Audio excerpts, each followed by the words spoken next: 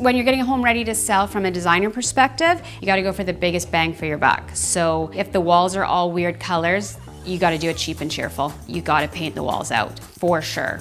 Secondary to that is if the lighting fixtures in the home are really old and dated, it's actually really easy to change out light fixtures, and you can quite quickly and easily go to any of your local home hardware stores and pick up current on-trend fixtures for very low investment for a very large bang for your buck. So we do that. The other thing that is critical is bedding. Again, it's a very small investment if you go to HomeSense, or even some of our favorite bedding we buy on Amazon.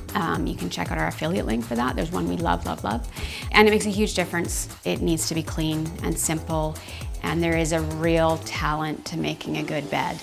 Go and get inspiration from Pottery Barn, Crate & Barrel, Restoration Hardware. They make beautiful beds. They're not real. It's not how people sleep with double duvets and layering of blankets. Most of us don't have time to do all of that.